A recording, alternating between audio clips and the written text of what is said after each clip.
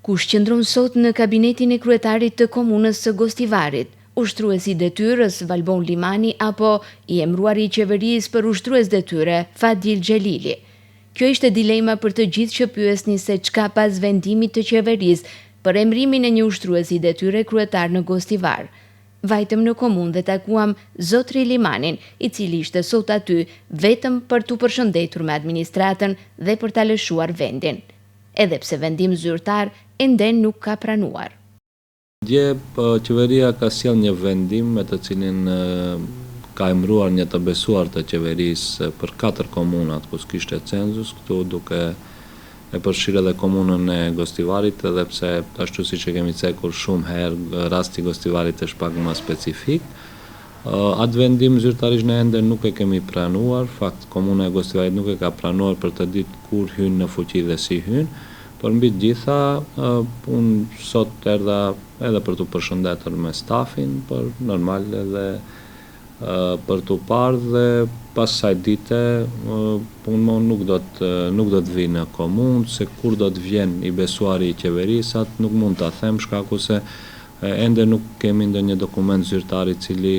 rregullon atë çështjen e kohës se për cilës ditë duhet të vjen dhe ta ushtroj detyrën e tij. Ai beson se vendimi i qeverisë për emërimin e të besuarit të vet në Gostivar është i jashtëligjshëm, andaj paralajmëron ankimimin e të njëjtit në instanca përkatëse.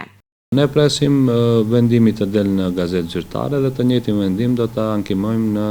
gjykatën kushtetuese për të parë se a është konfort ligjeve të shtetit tonë. Besojmë që posaçërisht në rastin e Gostivarit, ky vendim është jashtë kornizave ligjore,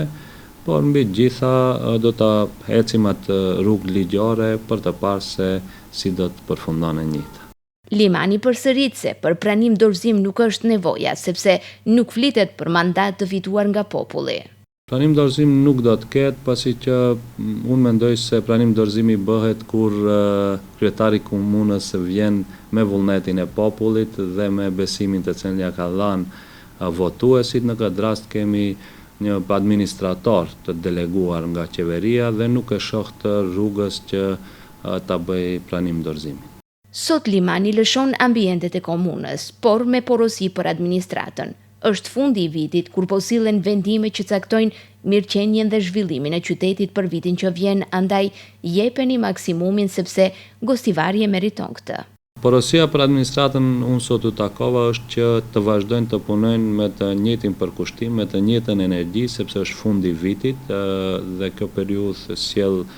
buxhetin e qytetit tonë për vitin 2026, sjell programe të ndryshme vjetore dhe unë besoj që ato do të japin maksimumin me të vetmin qëllim që në fund të mos dëmtohen qytetarët e komunës së Gostivarit dhe besoj se të njëjtit do ta kryejnë. Pas fitores, a ka menduar në ndonjë rast Limani të tërhiqet e të largohet si i fituar? Mirë, nëse flasim personalisht, ndoshta ky funksion apo pozita e kryetarit të komunës është një funksion i cili kërkon shumë përkushtim, shumë energji dhe gjithçka tjetër. Nga ana tjetër unë kam mund të zgjedh edhe atë pjesën tjetër, them tjetës më të rehatshme në profesionin tim,